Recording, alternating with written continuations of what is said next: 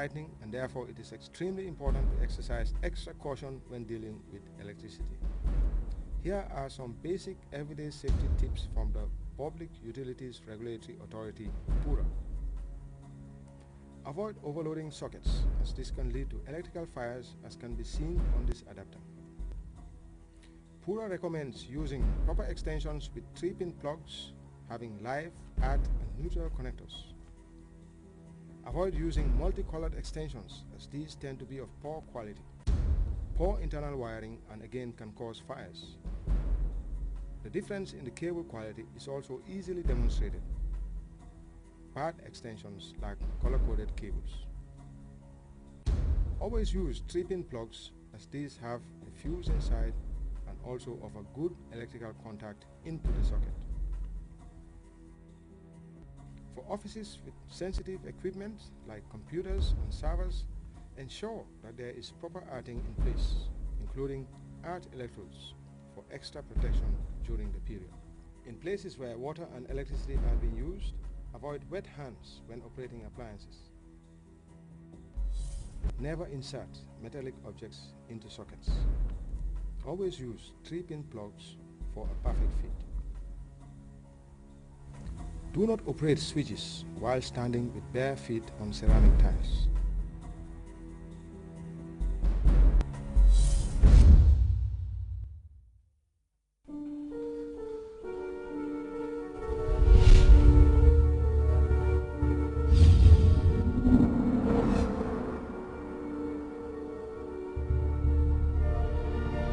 If life is unsecured, death is untimely, and disasters are beyond control, IGI Gamstar Insurance Company comes as a savior. At IGI Gamstar Insurance Company,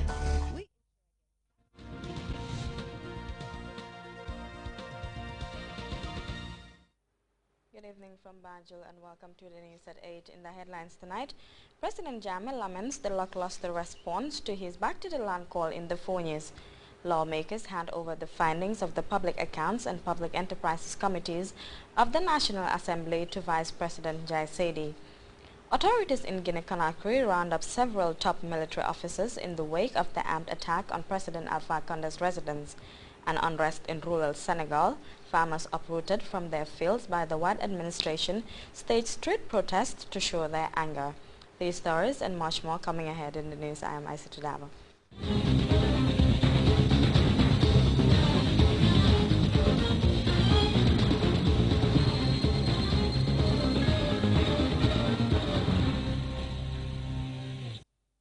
Thank you for joining us. His Excellency the President is continuing to inspire and galvanize efforts in the fight against food insecurity. In meetings in Mayok and Biam in the Fonyi, Bandali and Kansala districts respectively on Tuesday, Sheikh Professor Alhaji Dr. Yahya Jammeh called for positive attitudinal change, noting more hands are needed in food self-sufficiency is to be attained. The head of state also renewed calls for greater youth participation in the country's development process through the acquisition of the crucial vocational skills capable of powering the country's transformation. The President said he is yet to receive a satisfactory response to his back to the land call in Fonyi, a region that has benefited directly from numerous government interventions. Professor Jammeh went on further to underline the fundamental need to cultivate cash crops and penetrate the export market to alter the trade imbalance. The President also vowed to resolve all pending water and electricity-related problems brought to his attention.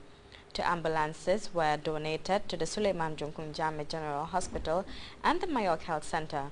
The President has also pledged another utility vehicle for the Suleiman Junkun Hospital and offered to acquire a school bus for the school that wins the school-based agricultural productivity competition due in December. The Fisheries, Water Resources and National Assembly Matters Minister Lamin Kababajo seized the opportunity to put into proper context the slogan West Coast Region, a no-go area for the opposition, saying it means denying the opposition a vote in the region instead of harnessing them on the campaign trail. Bajo stressed it is the opposition's right to campaign. President Jammeh has meanwhile received a message from Emeka Edward Megwa, a Nigerian residing in the Kanifing municipality. The author of the message told the president how impressed he is with the numerous developments in the country and President Jammeh's achievements, and offered to complement his efforts with stories he intends to share with all and sundry. I wish you a blessed 22nd July Revolution Anniversary celebration, it ends. Well, after months of intense scrutiny, the Public Accounts and Public Enterprises Committees today presented the findings of the committees to the Vice President and Minister of Women's Affairs. The National Assembly delegation was led to Madam Jai Sedi's office by the Speaker, Honorable Abdullah Bojang. Azatu Bajansar was there, and this is her report. Of intense scrutiny of the 2000 to 2006 accounts of the government of the Gambia and annual reports and financial statement of the public enterprises and agencies. The Public Enterprises Committee and Public Accounts Committee of the House of Representatives presented to the Vice President the approved report of their month-long sittings. The report is the Joint Committee's own report of findings, opinions, conclusions, and recommendations on the state of affairs of the accounts of the government, public enterprises, and agencies. In an interview with the Speaker of the National Assembly after meeting with the country's number 2, the Speaker shed more light on their meeting with the Vice President. The report that was for the welfare of the people, you know, we are representatives of the people, and we have a legislative and both, an overseeing responsibility.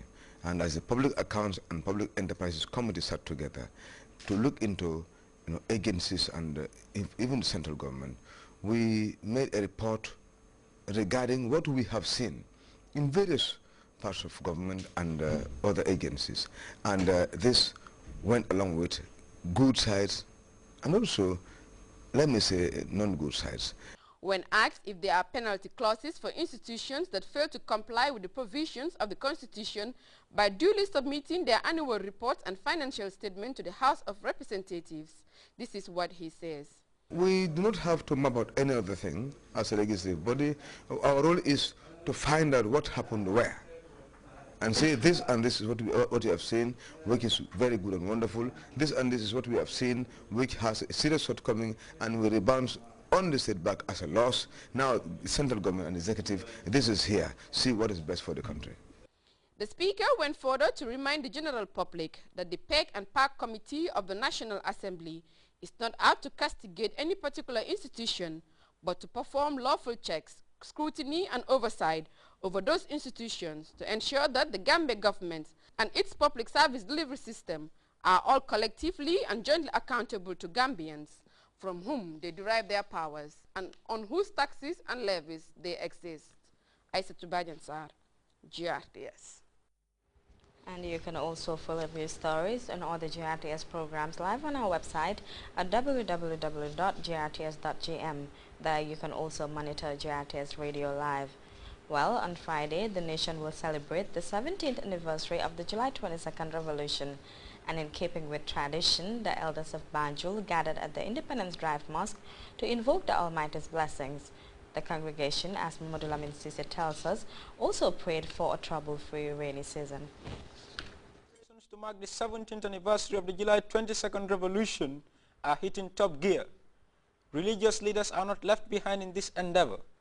Following a similar activity by the Pastors Intercessory Fellowship Committee, the Banjul elders under AAFAL took their turn of what they describe as an annual tradition, reciting the Holy Quran for a successful July 22nd celebration and a fruitful rainy season.